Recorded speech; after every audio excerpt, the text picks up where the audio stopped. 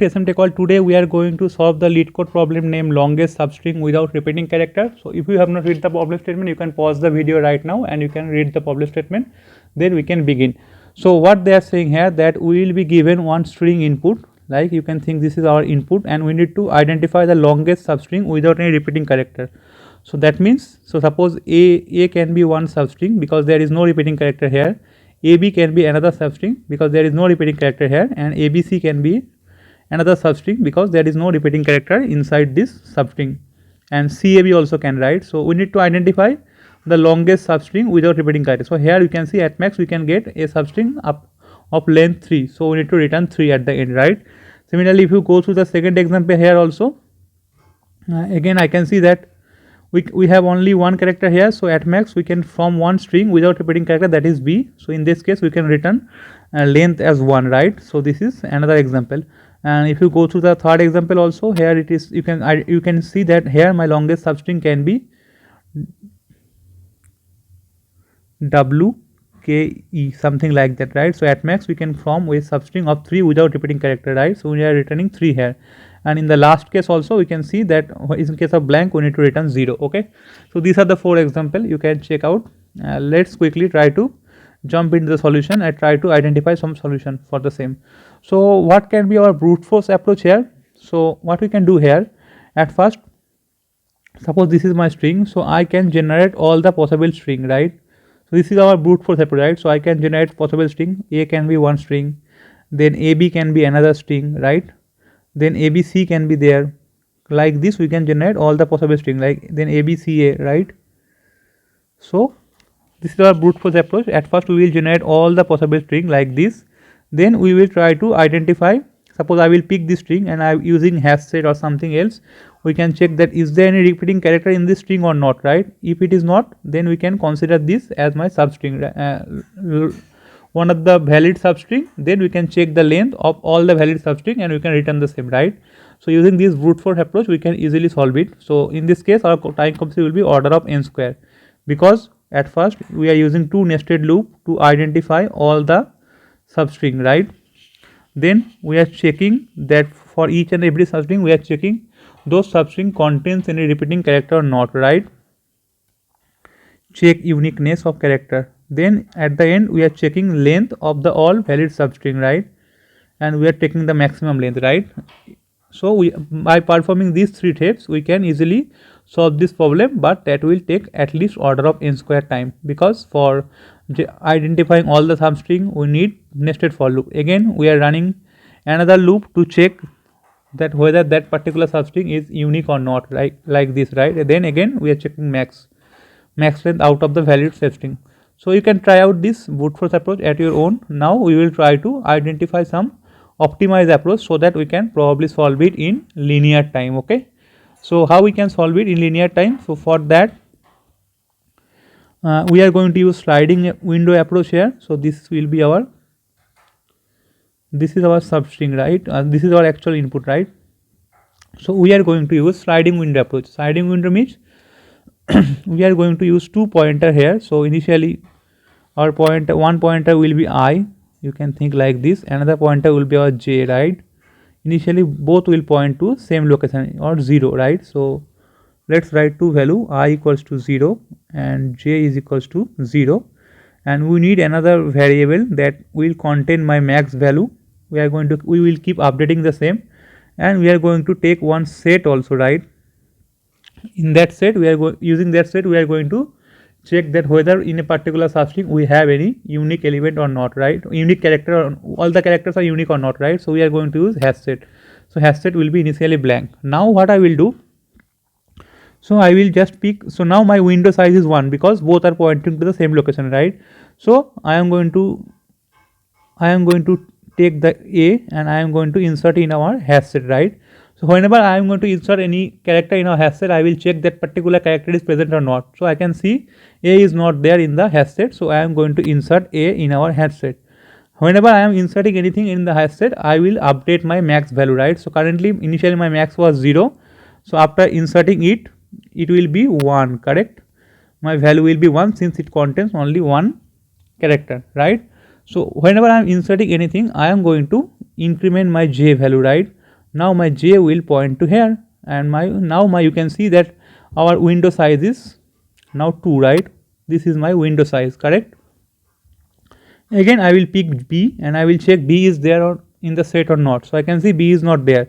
So again I am going to insert b in our set, and again I am going to update my max, since in this case my maximum substring can be ab, and that length of ab is 2. So I will update my max counter according to that. So now my j become 1, correct? Again I will keep up after inserting b in the set. I am going to increase my j, correct? So let increase my j. Now j will point to c, correct? So j will become 2, and I can see c is not there in the set, so I can insert c in the set, and I can update our max variable as 3, since we have one substring abc and length of abc is 3, correct? Now again I am going to update my j. Now j will point to this location a, right? Here I can see that a is already there in the substring, right, in our set, right? So whenever I will insert, I will check a is there or not. So I can see a is already there. So that means we can't insert a right here, because if we insert, then this abca, this will not be my valid substring because a is appearing twice. So what I will do, we will now shift our window. So what was our window initially? Our window is from like this, right? A B C matlab means 0 to 0 1 2 3, 0 to 3, since our j value was 3 and I was at 0, so my window size was 0 to 3. Now I can see I can my next character is a, and a is already there. So I am going to shift the window, because this cannot be any valid substring, right? So we check up to this. Now I am going to increment our I. So I am shifting my window. Now my I will point to b. So that means my I will become 1, and my window size will be now 1 2 3. Now again I will check a, and once I have shifted my window, I am going to remove that a from our set, correct? Now I will check a is there or not. So I can see a is not there, so I can insert a in the set, and then I can increment our j, right? So my now j will be point to b, and I can check my max value also, right? Still I can see my set is containing bca, and max length is will remain 3, okay, for at this point. Right now my j is pointing to b. Now again I will try to insert b in our set, and I can see b is already there. So that means we need to remove b from our set, and we need to increment our I, right? So now we are going to update our I, and now I will point to c. So now my I will become 2. Now my window will become 2 to 4, correct? Again still I will again try to insert b in our set. I can see b is not there, so I will insert b here, correct? And again I will check the length. So length is still 3, so we don't need to do anything. Now after that I will increment our b, right? Now b will point to c, and again I can see c is already there in the set, so that means we need to remove it, right? So we will remove it, and we will change the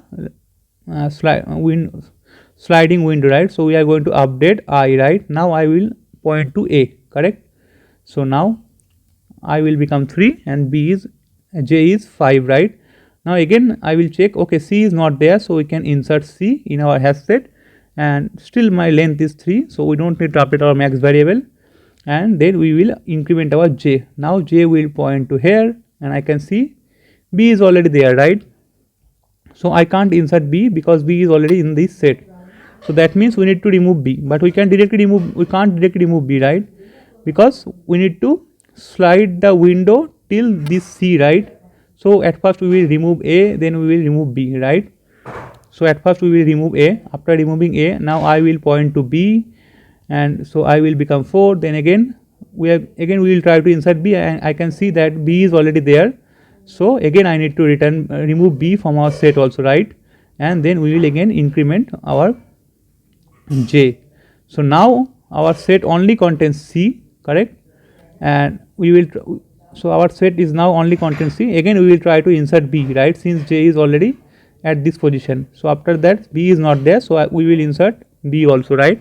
and we don't need to update the length here because our length is already 3.